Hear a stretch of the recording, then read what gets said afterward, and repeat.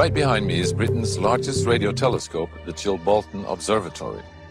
And here it was that the greatest sensation in the crop circle history was to appear in the fields right in front of the telescope.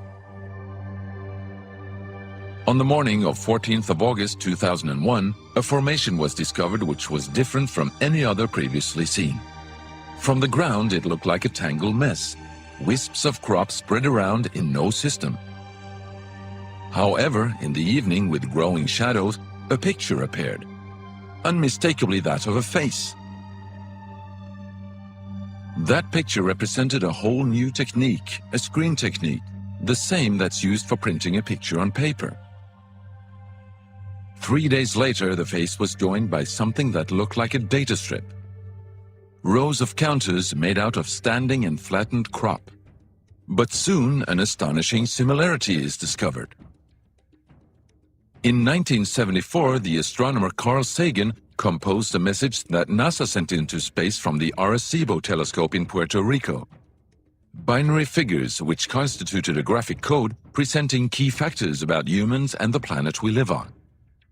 27 years later, an identical pattern appears in a crop field right in front of a similar radio telescope. However, on closer inspection, it seemed to show that the code contained some fundamental differences. Sagan's message explained our calculation system, the dominant chemical substances within the elements that create life on Earth, about our DNA code, humans' height and quantity, and that we live on the third planet in our solar system, and lastly, a sketch of our radio telescope.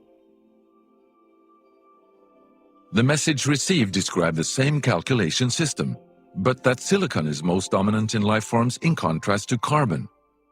The drawing also clearly shows a humanoid figure with large head in relation to its body.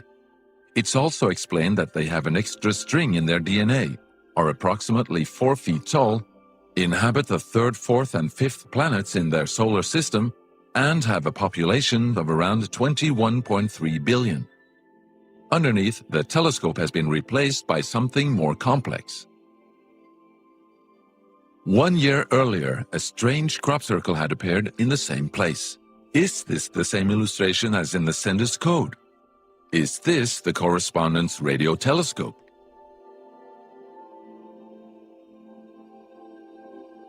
If this is not an extremely clever and well-calculated joke conducted by humans, is it a serious response from an alien civilization? The Chilbolton crop formations really gave new life to the speculations of who is behind this. Is it aliens? Where do they come from? And what is their purpose of this type of communication? The following year, very nearly on the same day, a new picture appears that gives new force to the alien theory, this time in Crabwood, near the town of Winchester in Hampshire. Once again, we see a face, but this time there is an unmistakable resemblance to something extraterrestrial. The picture also contains a print, somewhat similar to that of a CD, with something that appears to be a coded message. This formation also has a new type of design, this time with horizontal line patterns of variable thickness, similar to that of a TV picture. The message on the disc is similar to a spiral band built up of many boxes. But data expert Paul Weige manages to decipher the message. And I had to enlarge the disc quite substantially on the computer and run some image analysis over it to make it clear so that I could see what was a standing tuft and what was flattened.